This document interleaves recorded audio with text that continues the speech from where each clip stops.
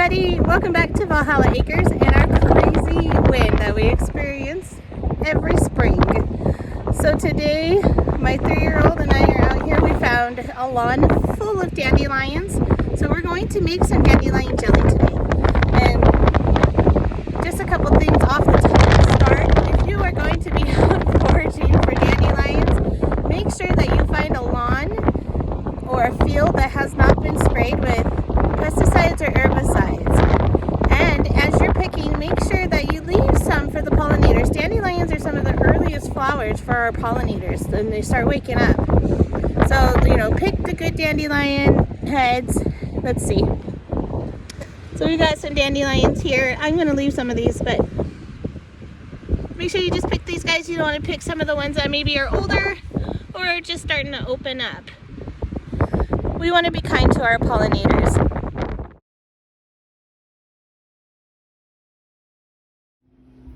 Okay, after you pick all of your dandelions, it's time to clean them up. And you can cut them with scissors, or I have also found that you can just pinch the bottom.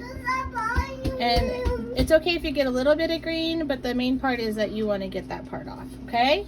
So it took me about an hour, but I got all of my little dandelion petals in there, and I measured them out, and I have 5 cups. So my next step is to add 5 cups of boiling water to it, and then I'm going to let it steep overnight. Tomorrow I'm going to strain it out, and then we'll make the jelly. It is the next day, and our dandelion tea has steeped overnight.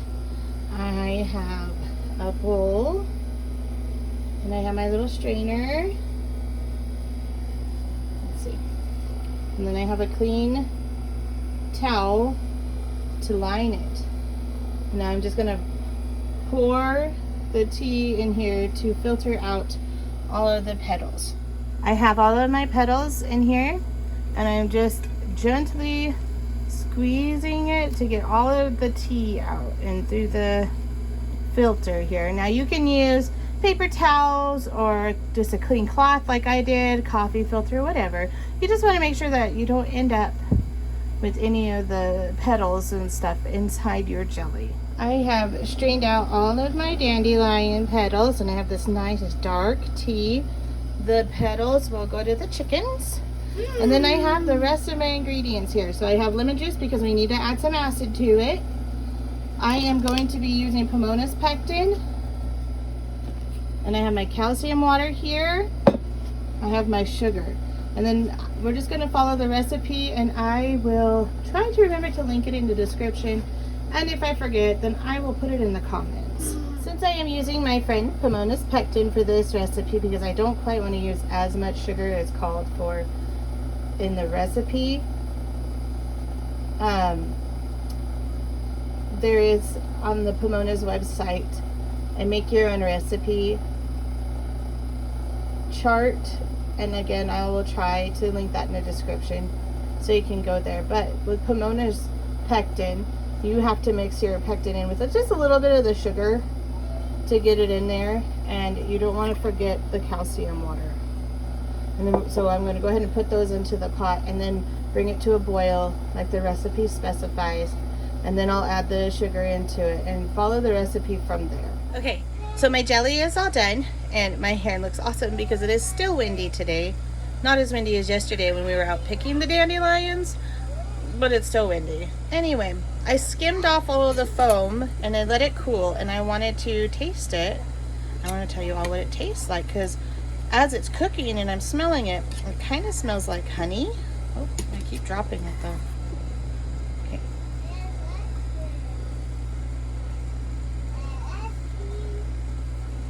It's actually pretty good. It's very delicate in flavor. It's floral, like a floral honey. It's very yummy. And I can't wait to share this with my brother. Okay, so I have my jelly out of the canner, and I will take a picture of it in a little bit. And so you can see how pretty the color is, because it's hard to see here. So you're probably wondering, why on earth did I go through all this trouble of picking dandelions in our horrible wind? Like the National Weather Center said that our gusts yesterday were like 48 miles an hour. And I think that that's just like being on the safe side, because it was really, really awful windy yesterday. Like so bad that when it's blowing in your face, you couldn't breathe. You had to turn your head so you could take a breath. But anyway, when I walked out of church on Sunday, the lawn had a ton of dandelions in it. And it made me think of dandelion jelly. And that made me think of my mom. My mom would often walk around, and we grew up in the woods, and she would see stuff and she'd bring it home and she would look it up in her book, because we lived off grid. We were very poor. We didn't have running water. We didn't have electricity. We had very few books, and I love books. But one of the books that she had was an herb book, and I still have that book.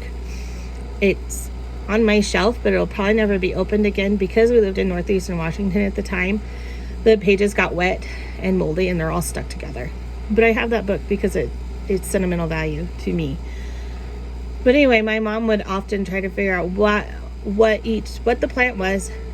What purpose did it have? And more often than not, we found that plants had a lot of purposes that we had no idea.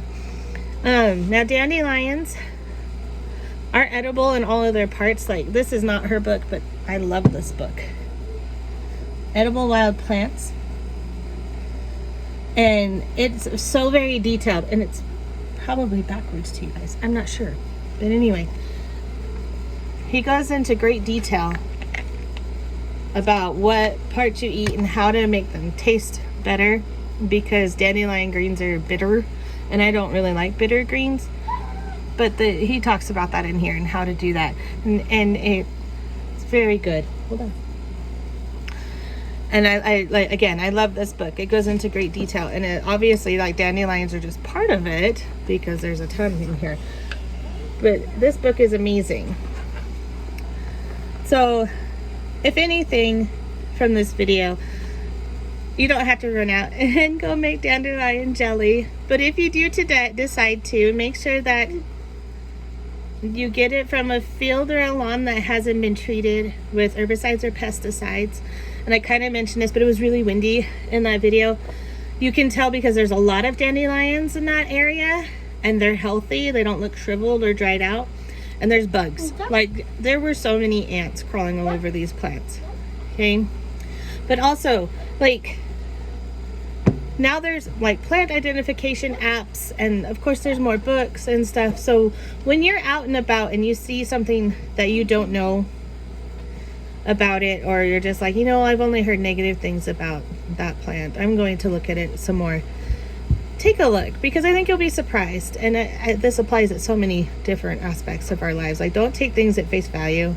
Do your research and come up with an opinion on your own. But also, when you do that, encourage others to come up with their own opinion. So anyway, I hope that you all had fun learning about this. Maybe I can get into more foraging things, because that is something that we enjoy doing as a family. And right now, it's only April.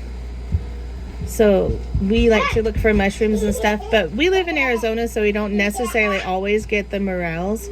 Though I hear a rumor that they do come up, but we've had a really dry winter. So hopefully this summer we have a good monsoon, and I can take you all mushroom hunting with us. I think that would be a lot of fun. Yep.